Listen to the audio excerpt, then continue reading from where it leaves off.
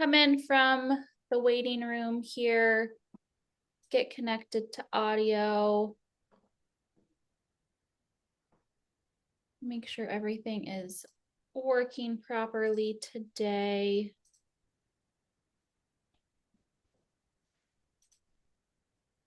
All righty, so thank you all for joining us this morning. Before we get started, I do have a few housekeeping items just to remind you all of. We are in Zoom meeting. So you do have the ability to turn your camera on if you so choose. You also have the ability to mute and unmute yourself if you have a working microphone. We do ask that you are mindful of all of those things. We also know that with webinars, a lot of you are in the office and have other things that you have to potentially steal your attention. So if you have to excuse yourself for whatever reason, please be mindful of that camera, be mindful of that microphone. We are also recording today's session. So if you do not want your video recorded, we do just want to give that reminder to you as well, because this will be edited and uploaded onto our YouTube, which will then be shared on our website. If you have any technical issues with the Zoom, you can either directly chat myself or Dalton Byers, and we will do our best to support you and get you taken care of. And then throughout today's presentation, if you have questions, comments, feel free to put those in the chat if you want to get those down before you forget them. Or I know Patty will have moments where she'll pause and ask for feedback, and so you can unmute and communicate that way as well. I will plunk the website link into the chat here momentarily of where you will be able to find the recording from today as well as previous sessions. But with that, I'm going to hand it over to Patty to get us started. Thanks, Brittany, and welcome back, everybody. Or if this is your first time, welcome. Today, we're going to be looking at the specific activity in non-credit to credit transition that looks at how you map content between non-credit and credit coursework. So I have a little agenda for you. One of the things it occurred to me that we should probably talk very briefly about is labor market information mapping. And the reason I want to talk about that is because the strategy I'm going to recommend you use to do your content mapping is one called backward design. I'll explain a little bit more about what that is, but ultimately you start at the end and then work backward. So for me, the labor market is the ultimate end that we're serving. So if we see what's going on in the labor market, then we can kind of backward design to the programs that really will benefit your local labor force, but also your students the most. So we're going to do labor market information. I'll show you how I map it. You may do something different at your college. That's perfectly fine. Think of my methodology as just like another tool in the toolkit. And then we'll talk about backward design, why I'm a fan, and how you can use it for this kind of work. And then I'll show you 3 different ways that folks can do content mapping. I'm assuming you'll recognize your institution's preferred mode in that conversation. If your institution does not yet have a preferred mode, then this is great. You'll be able to take 3 variants to the decision makers and maybe identify 1 or 2 that could work for you. And then I am just going to touch a little bit on some useful tools that will help you in this work that we've already revisited in webinars 1 and 2, and then give you a few resources for things upcoming. And all in an hour, it's going to be action-packed. So like I said, I want to start with labor market information, especially how you can use this to map to curriculum. And I'll keep this brief in case there are those of you who do deep work in this space. But I do feel like without addressing the labor market, you don't really know where to aim your arrow. And I feel like mapping curriculum is very time-consuming work. So I don't want you wasting your time mapping things to occupations that potentially aren't going to benefit students in kind of big ways. Before I talk about my thoughts on labor market, I wanted to get a little information from you all first. When you do labor market information analysis at your institution, what's your preferred method or your preferred source, your go-to when you're looking for labor market data? And then if you're currently using that labor market data to identify some course offerings or industry credentials, talk a little bit about how you're doing that.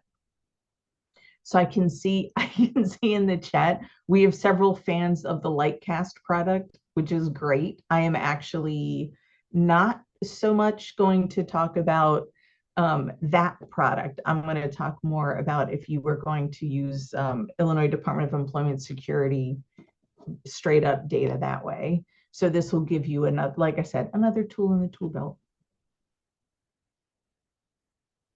So when you pull your Lightcast data, if you're a Lightcast organization, what do you do next?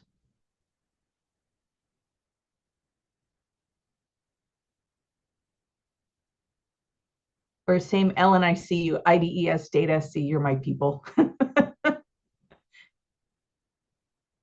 Yep. So thinking about then what do we really do with that, right? So Joel, I see you. I like this idea of, that one of the ways you can also gather information is talking to employers at your advisory meetings, right? Or just in other kinds of conversations as you officially have meetings or kind of unofficially as you're kind of moving about the district. Yeah, and Billy, I like this idea too, that in all honesty, it is probably going to ultimately be a combination of official labor market information from Lightcast IDES, but also conversations with employers to kind of vet the information and then figure out where you're going from here. Yeah, a lot of folks talking about it at their advisories. Or Ellen even doing Indeed type searches now and then to kind of see what pops in the region. Yeah. And Valerie, right, relationships with the local economic development or chamber folks. Yeah, these are all really good ideas.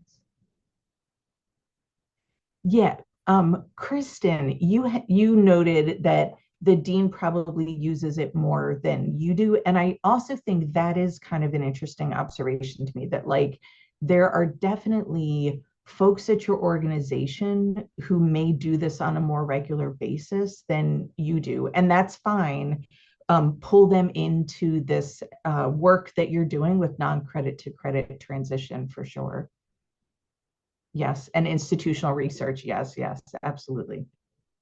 Okay, good, good, good, good. So I'm going to talk, like I said, more about IDES and the kinds of opportunities that are available there that I enjoy. One thing that you can use it for is short-term projections, but it's not your local region. That's like the state as kind of a larger snapshot. But you can do long-term projections either by your LWIA or your economic development region. If you're not familiar with the economic development region, they basically are bundles of LWIAs. So as an example, I just put like, if you were to bundle 1, 2, 5, 6, 7, 10, and 11, so you can see it's a large footprint that equals economic development region 4. And then you can look at that data for that larger footprint. You can also get wage data, and all of this is organized by the Standard Occupation Classification Code, the SOC code.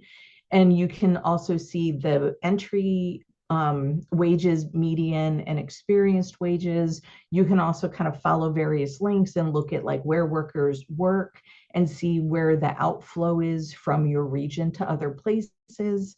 And I believe you can even call it down to like for which kinds of occupations too. So, and maybe by age. But this to say, there's tons of information on the IDES website, and it's free public data. I also enjoy this because you can kind of easily replicate it. So if you wanted to do something this year and then go back and do it again next year, you're using the data that's publicly available and you can kind of replicate that without having to go through Lightcast to figure it out. And then I do just want to mention, often when we're doing this work, we get kind of sidelined by like the percent change when we look at occupational growth. So I just want to point out that percent change is part of the story, but it's not the whole story. So if you are using the IDES data, you want to look at the percent change of a particular occupation, but you also want to look at the average annual openings. So you can see here in the red, where I've circled red, we have a couple occupations where the employment projection change is about even, right? Like 4.5, 4.7. So if you were just using employment change alone, you'd be thinking, okay, these are kind of equal weight. But then when you pull over to the average annual openings, you can see that 4.5% in construction management equates to almost 1,200 jobs annually. And then the childcare administrator is the 4.7 employment change, and that's about 147 jobs. So when you're making these decisions, you want to be looking at not just kind of where the growth is taking you, but how many annual openings. And then similarly, if you look a little further down, the purple circles, so you can see here, here's an occupation that only has 1% employment change. That's pretty flat. You would probably discard that if you were just looking at that, versus the item right under it, gaming manager, that has 172.5% projection of growth in 10 years. But when you would be like, hey, I'm putting all the eggs in that basket if you were just using employment change. But then when you look at average annual openings, then you can see that the food service manager with the 1% growth is 1,100 jobs a year. And the gaming manager, that's 172% growth, is only 15 jobs a year, right? So definitely this idea that like percent change is part of the story, but it's not the whole thing. So look at pieces of data kind of in conversation with each other to make sure that you're moving in the right direction. And then once you know what that SOC code is, you can go to the IDS wage data and again think about, especially I think figuring out what is the median wage is, I think, a good target. But then comparing that to what the living wage is for your county is, to me, where you can start to sort of separate out what are the real opportunities. So for this what am I saying? For this PowerPoint, I did at the bottom put the link to this actual IDES data sheet, but then also to the living wage calculator at MIT. And you can do the state of Illinois, you can go in by county. And if your institution serves multiple counties, you can look at multiple counties and kind of average things together to get to what that median wage should be. So that's, I think, just a great way to sort of figure out which of these occupations, if they're generating a lot of jobs annually, you also kind of want to make sure that they're going to be jobs that have a living wage as a median wage. And then once you're sold on a few of these SOC codes, you want to figure out what's the SIP, right? Like what's the SIP is the classification of instructional program. So you want to make sure that the SOC code and the SIP code then have a crosswalk here. So this again is a crosswalk that I did not put together, but it's something that you can use to actually identify these occupational codes equal these instructional codes. And then do we offer this instructional code at our institution? So if you're trying to do something where you map and from non-credit to credit, you want to make sure that there is a credit program in this SIP code at your institution. And you can see there's a lot of duplication here where like you may have a SOC code, I'll use the first one, like 15-1231, and that has multiple SIP codes that are covered by that occupational classification. So this to say, if you're looking at doing computer network support specialist as the occupation, then any of these SIPs at your school are helping to feed that pathway in terms of the data. So you may have computer science or you may have cloud computing, and both of those would serve that occupation well. So you can use any of those pieces and parts. And this is actually, the crosswalk is put together by the Education Clearinghouse, and it was designed basically for kind of what we're trying to do, becoming this sort of marriage between workforce and education and training so that we're all sort of singing the same song and moving in the same direction. And then for those of you who use Lightcast, I also just wanted to point out, if you have Lightcast, there are some really great economy overview reports that you can run where you can see these are the top posted occupations, or these are the most in-demand skills, or these are your top companies that are posting or hiring. So all of that information, I think, can also be really helpful. If your institution, though, doesn't have a subscription to Lightcast, do not fret. It is highly likely that your local workforce investment board does have a subscription. And if you reach out, my experience has been they're pretty helpful in providing information. A lot of times, like this set here is from the Workforce Investment Board of Will County, and this report just lives publicly on their website. So it's also entirely possible that you'll actually be able to get it just off the internet. Yes, and thank you. I can see in the Caleb Smith for posting the NCES crosswalk. Thank you. Okay, so let's talk about backward design and why I kind of like this as a strategy. Here's another waterfall for you.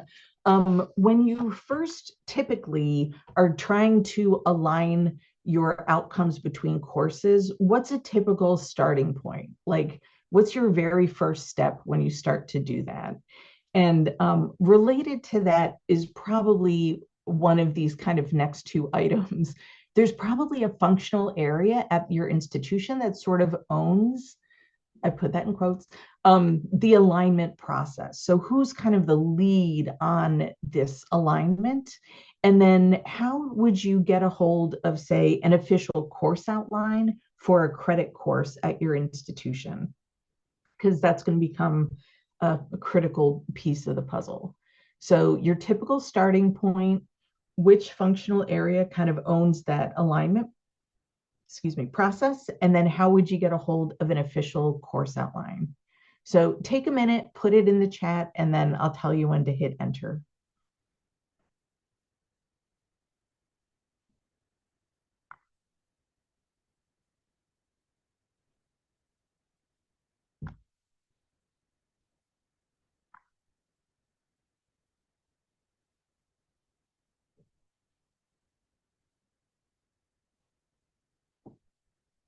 Take about another 5 seconds.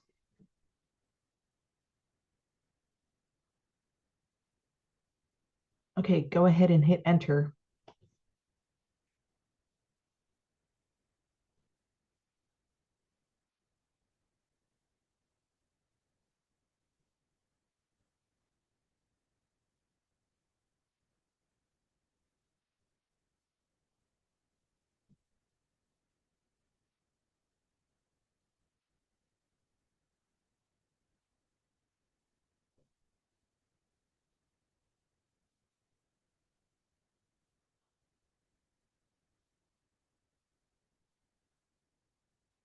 And you can see already there's a mix between, do you have a electronic system like CourseLeaf that kind of holds the outlines, or is it a human, maybe a rep on a committee, or if you have, so Kathy, you have master syllabi listing, and then that's how you can see what those official course outlines look like, right? Because we're going to want to see what are the outcomes or the objectives.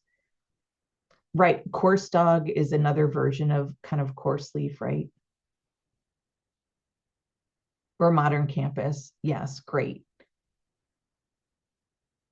And I do think, Ellen, I appreciate you saying you're new to this. Like, I do think this idea of this level of kind of collaboration for a lot of institutions is going to either be new or um, need kind of a freshening up. So I think that's okay. What you want to keep doing is thinking about, again, this issue, I would say, of number two, of who currently owns that alignment process and how do you engage with the owners of the process. So some of you mentioned that there is a committee, and then you either have a rep or you know who that rep is. That's fantastic. Like if that's how your organization does this kind of work, to know who the people are and how you intersect with that body is going to be really critical. Good. Okay.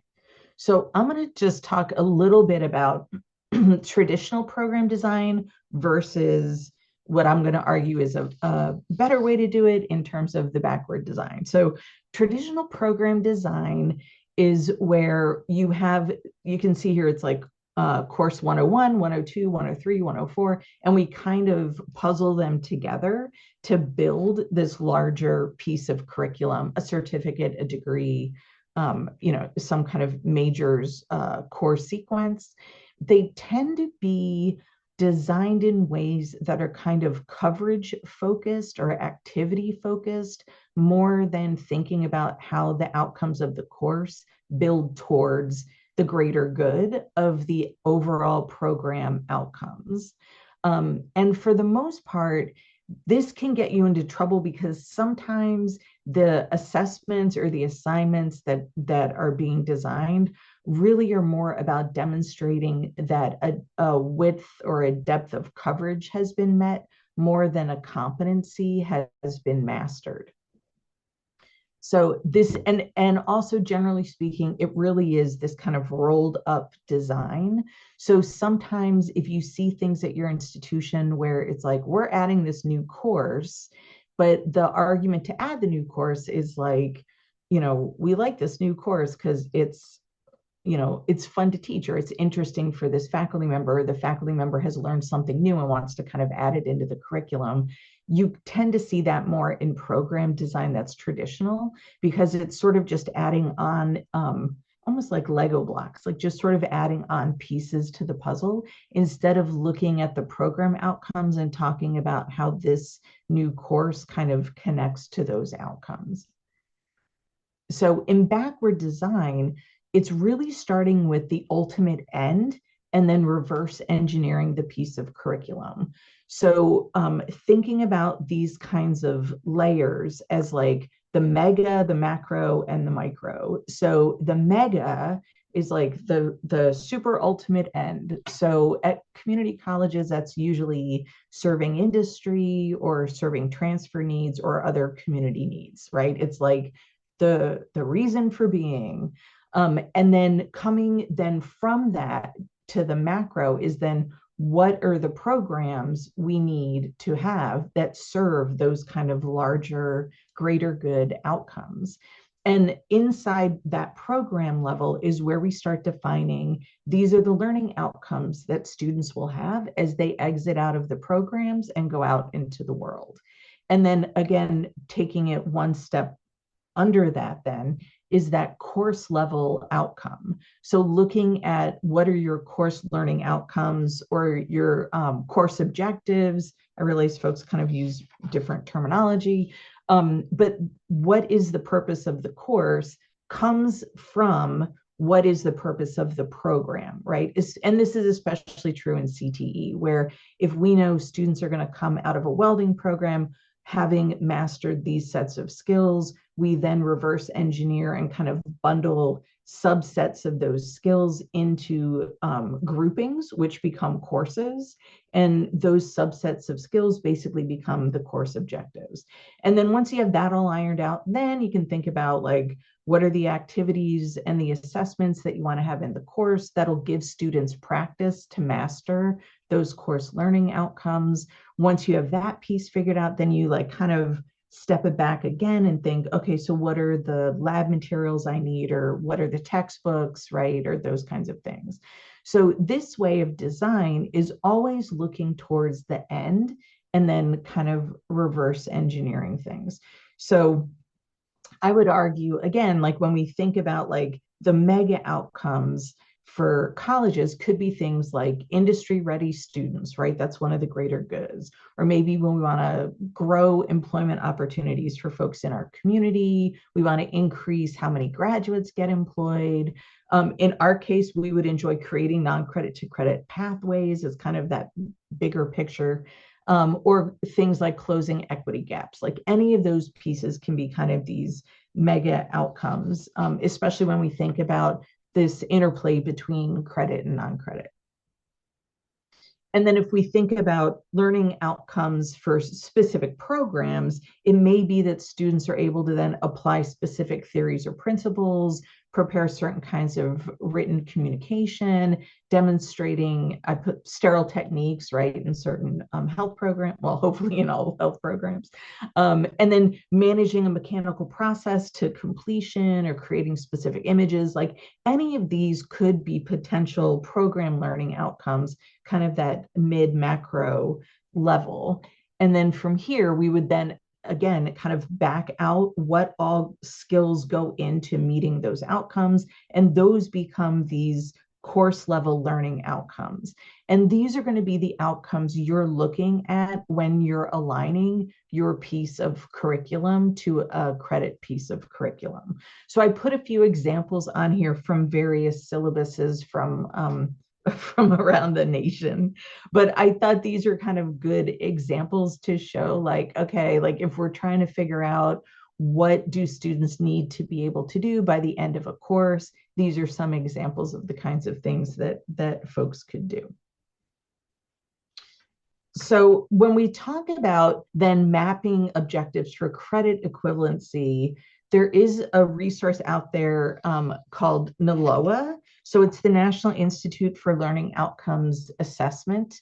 And I do feel like in recent years, they've been sort of reorganizing. But if you follow this link down here at the bottom of the slide, it'll take you to this really great document that explains how to do program outcome maps.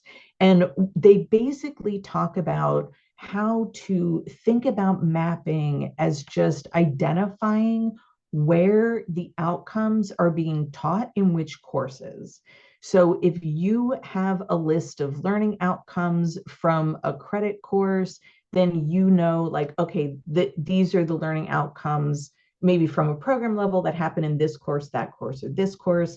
I feel like for our purposes, we're really going to go more micro than that. So we'll be more kind of the green map over here, where we look at a course objective and we say, okay, this is objective 1, objective 2, objective 3. Where are we teaching this in the non-credit? So it's maybe week 1, week 2, week 3. And you can do it different ways. You may find, like this is just sort of various examples. So in objective number 1, maybe you introduce that concept in week 1, you reinforce that concept in week 2, and where students really demonstrate mastery is in week 3. Like that's entirely possible. You may have an objective where it's kind of spread out over your non-credit course. Or like here for objective number 2, you may not even touch objective number 2 in week 1. You may literally introduce it, teach reinforcement, and have students demonstrate mastery all in week 2. And that's perfectly fine also. And then not touch it week 3. Or in objective number 3, you can see in week 1, we introduce it and reinforce it. And week 2, we demonstrate mastery. Don't touch it in week 3. So however you are addressing the objective inside your non-credit course is fine. What we want to make sure we're doing is addressing each objective for that credit course somewhere in your non-credit curriculum. And again, this NALOA document, I think, does a really good job of simplifying how to do mapping. And I think figuring it out this way and kind of laying it out visually also helps to make sure you're not missing anything. Or if there is a gap, then you can figure out how you want to address that.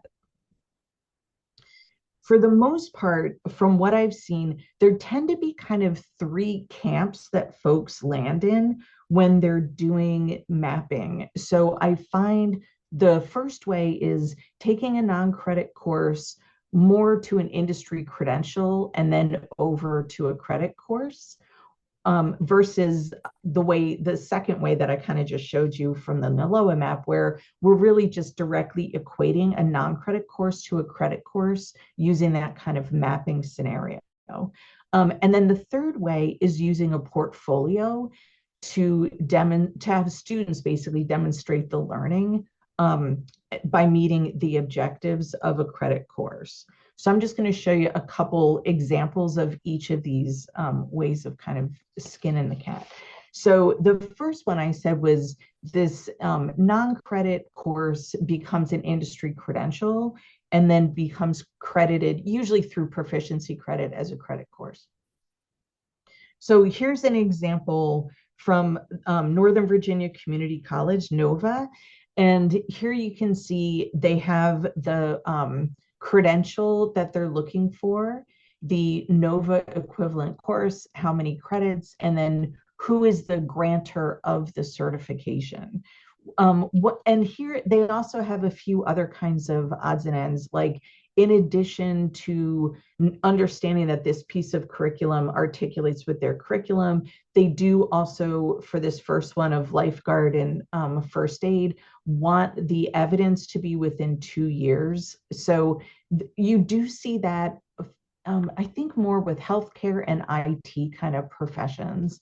So this to say, this piece I think is kind of interesting because it also shows that for lifeguard or first aid, it can come from more than one source.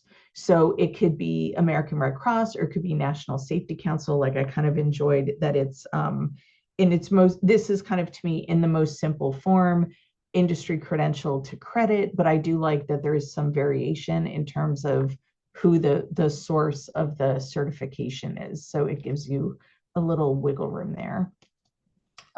This is a sort of a slightly different version of that same idea from Cuyahoga Community College in Ohio.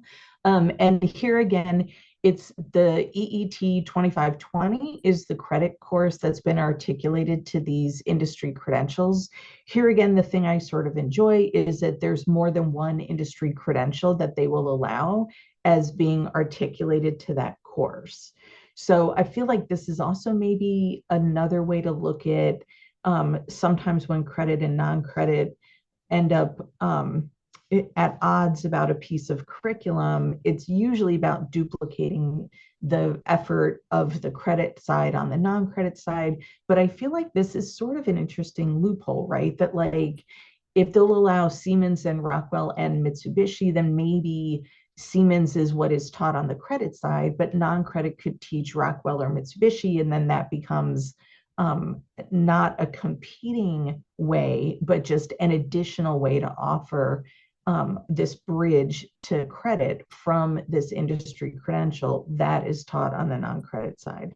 So I thought that was kind of a good one. And then again, the one under it, MET 2041, same kind of idea where these credentials have all been connected to this course, but again, they're slightly different. So it could be Autodesk, it could be SolidWorks. So I felt like that was kind of another interesting way to look at it.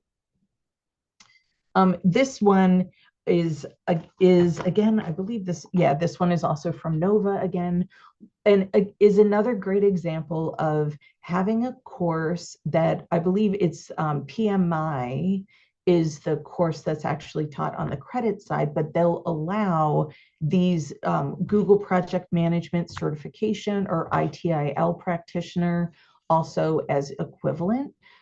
So again, kind of this idea of looking at multiple industry credentials that could serve a particular course. I also just feel like here's a good time to talk about prerequisites. You'll notice if a student actually takes ITP 170, they would also need to have these various and sundry prerequisites. The reason ITE 152 and ITE 119 are highlighted in the manner in which they are is because those are also credit for prior learning available courses. So one of the things I think could maybe be interesting here is if a student has an industry certification, so let's say they have Google Project Management certification, they'll get credit for ITP 170. They won't have to take those prereqs because they'll have the course that they need. Having said that, though, if you see something that is a prereq and you know the thing that you're offering is going to map to that higher course, it may be worth looking to see, do you also have other things in your arsenal that could serve to meet those prereqs? Not because the student is going to need it in order to get credit for ITP 170, but the odds are if it's a prereq, it probably also exists somewhere else in that degree plan. So you may be able to get students credit for ITP 170. You may also have other things the students have taken that are worth mapping to ITE 152 or ITE 119. So I just want to say that about the prereqs. There are also versions where, so excuse me, some of the certificates that are more advanced, so things like Cisco CCNA or Firefighter 1 in this case, actually map to multiple courses on the credit side.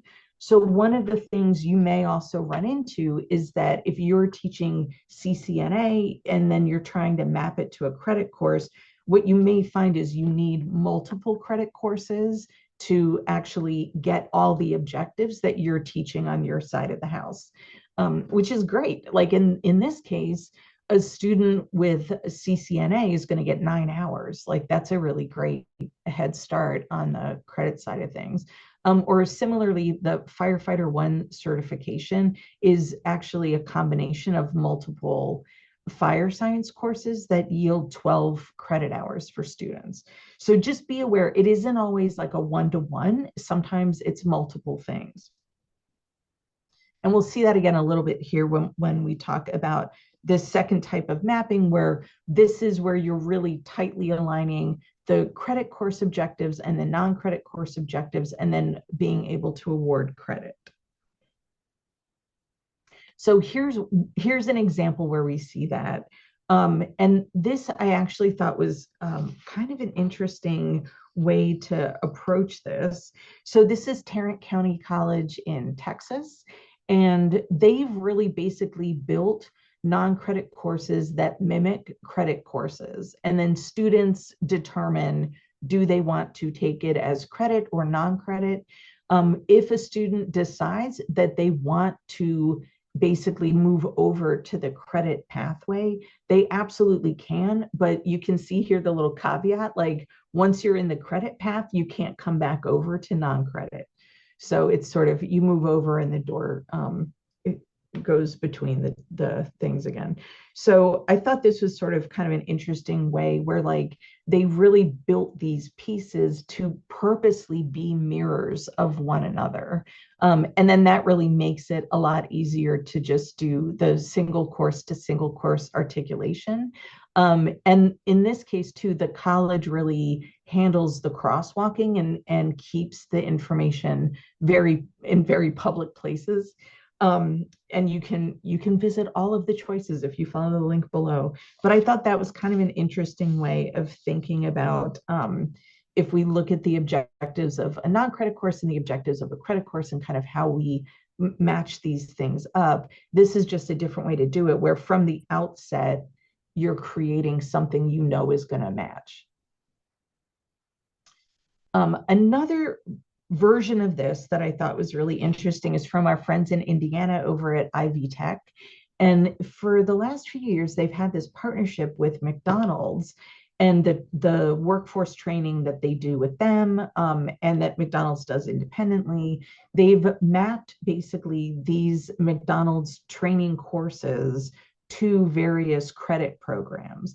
So, or credit courses. So in this case, if students take these 6 McDonald's training courses that are largely management related, then Ivy Tech gives them credit for Business 101, the Intro to Business course. So again, like, and it's also a very published list on Ivy Tech's website. So I feel like that's sort of another point to highlight, is just once you've got the map figured out, we will definitely think about, like, how do you want to roll that information out? Where does it live on your website? How do you make this information easy for students to find? How do you have advisors looped in, and that kind of thing? So this to say, these were kind of, in my opinion, kind of the best examples I saw of this kind of type 2 items. And then type 3 is really doing portfolio to credit, where you as the institution aren't so much figuring out the mapping. You're really more asking students to develop a portfolio and figure out where the learning has happened that demonstrates that they've met the competencies. So you can see here, it's more kind of towards the bottom of the list here, where students are provided with course outlines and then basically write arguments and provide documentation that demonstrates that they've met the objectives through other kinds of learning that they've done, or other work that they've done, or it could even be industry certifications that just aren't mapped to the college's information. Okay, so now that you've seen, like, these are pretty much the 3 most prominent mapping strategies, which of the 3 do you think is most likely to be successful at your college? Is it the non-credit course maps to the industry credential, which maps to the credit course? Is it just straight non-credit course equates to credit course? Or do you think it's portfolio to credit course? So think about, is it option 1, option 2, option 3? And then also connected to that, who are the colleagues that you want to reach out to kind of get engaged in this process with you? So take a minute and put things into the chat, and then I'll tell you when to hit enter. Although I see some of you are a little ahead of me already. That's okay.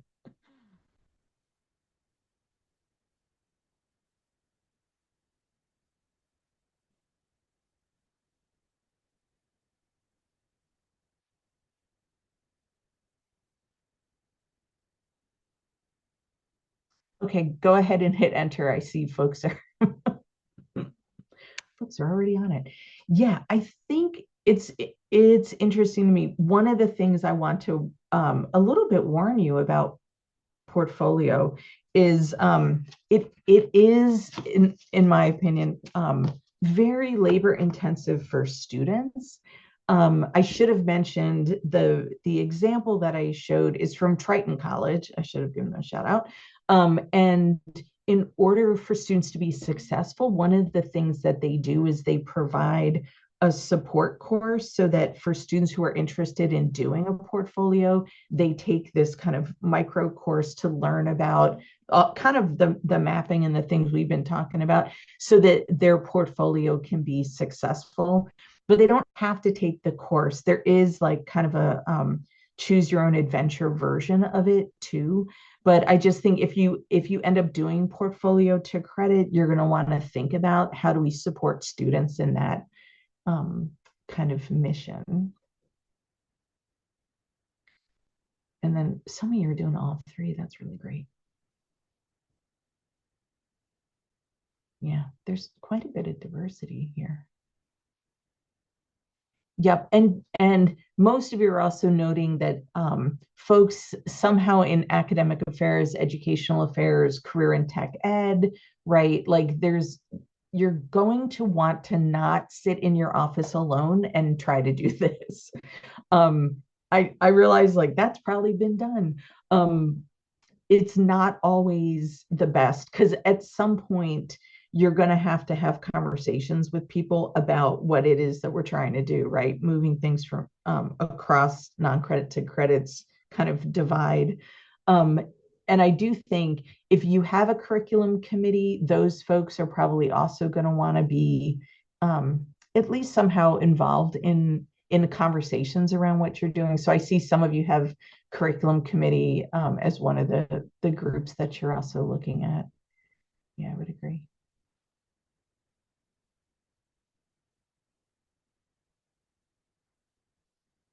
Yeah. And I think too, like student services, the role they're going to play here for sure comes into this, right? Thinking about how do we talk to students about this? How do we kind of help them through the process, especially if you're doing something like that portfolio piece.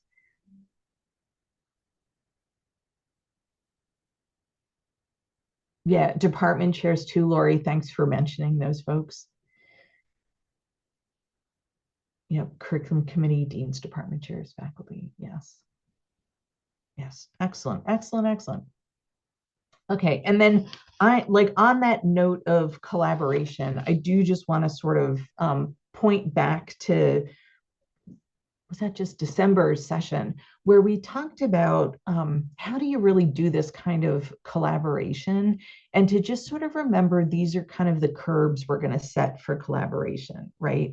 So the first piece is that we're as part of this non-credit to credit transition, what we're really going to do is increase value for everybody. So everyone who holds a piece of this, it's going to produce value for everyone's area in some way, but also especially for students, that this becomes a real mechanism that opens opportunities for them, ideally to continue on in their educational pathway.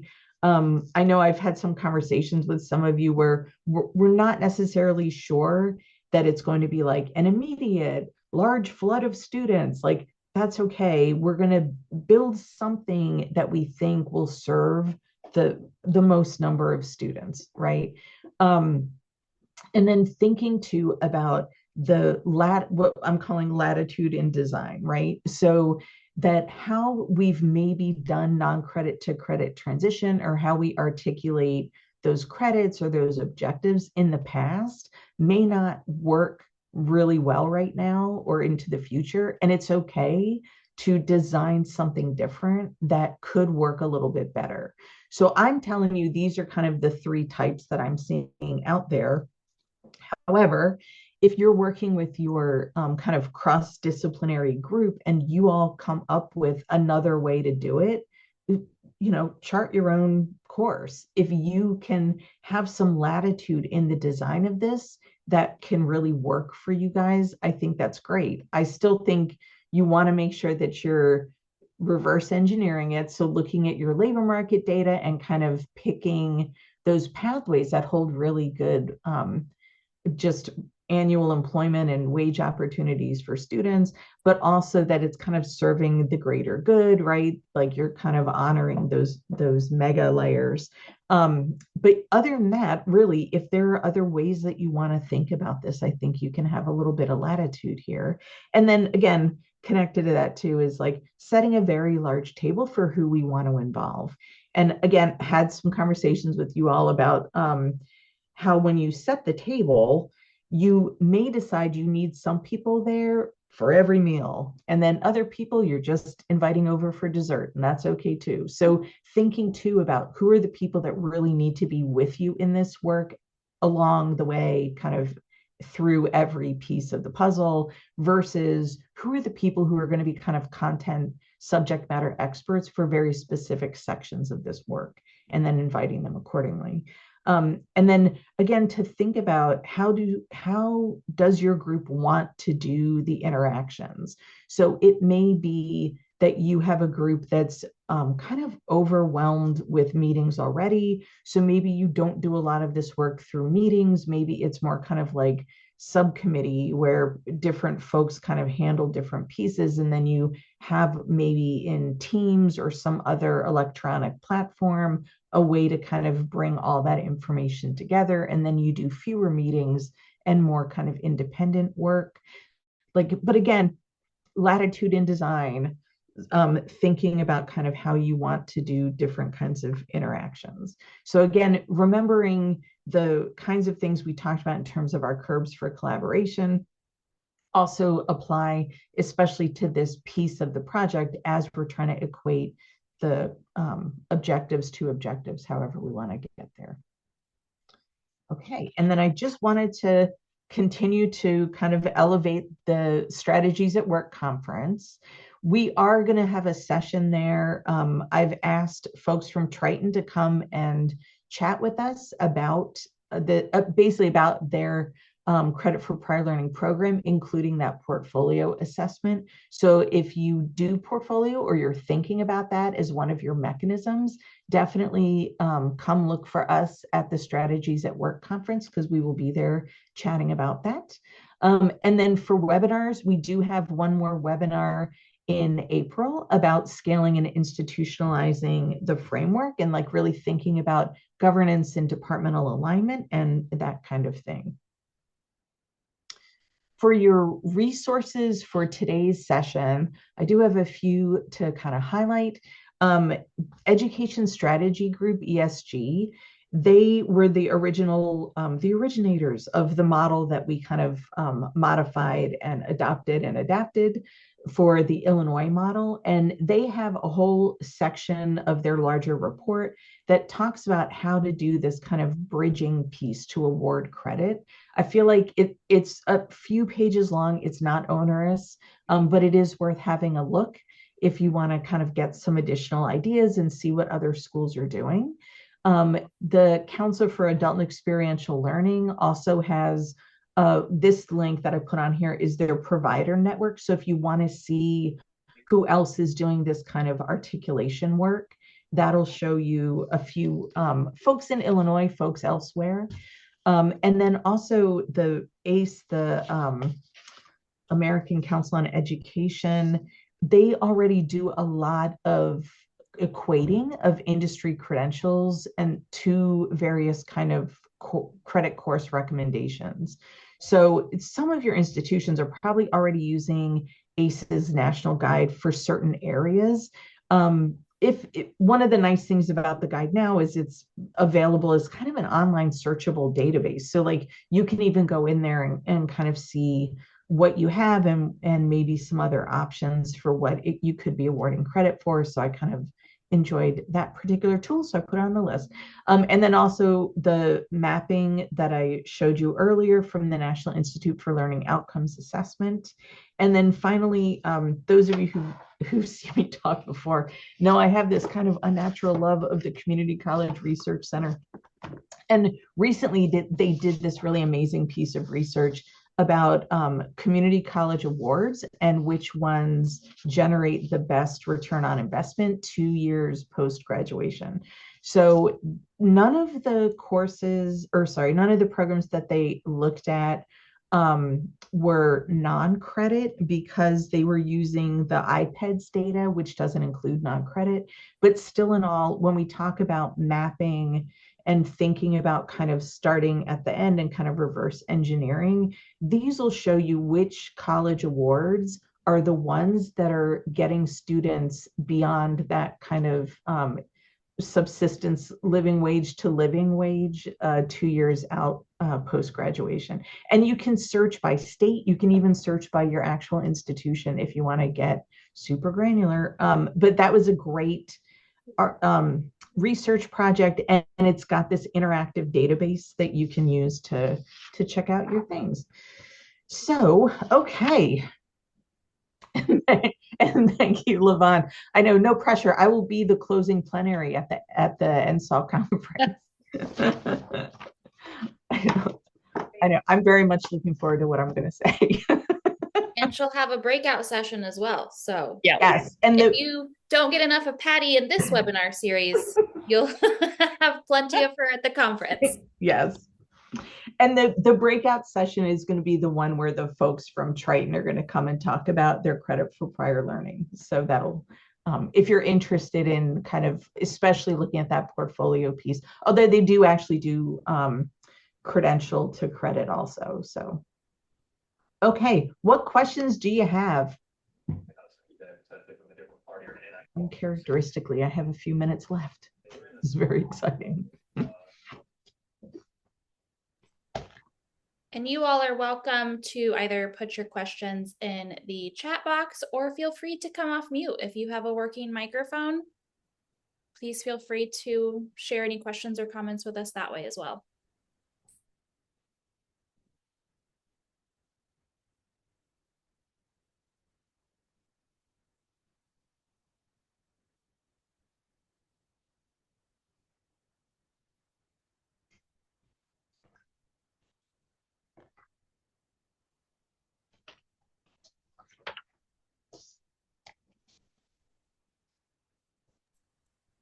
I think everybody is still in defrost mode from this lovely winter weather that we've been having.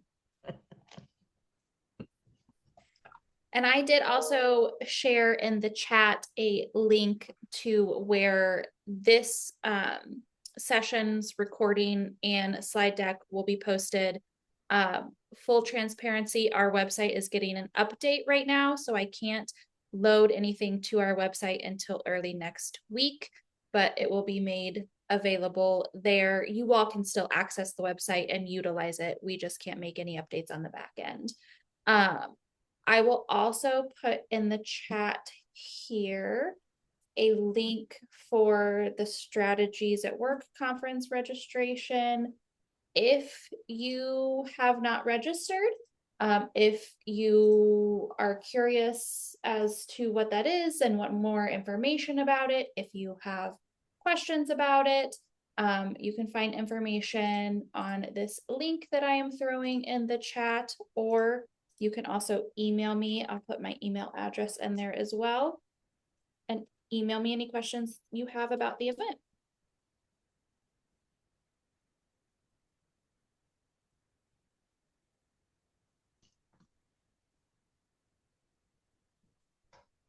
All right, well, I'm not seeing any questions come through the chat. So thank you, Patty, for yet again, amazing information. And we will finish out this series with you in April, I believe, and then see you February at the conference. So thank you all for joining us, and have a wonderful rest of your day.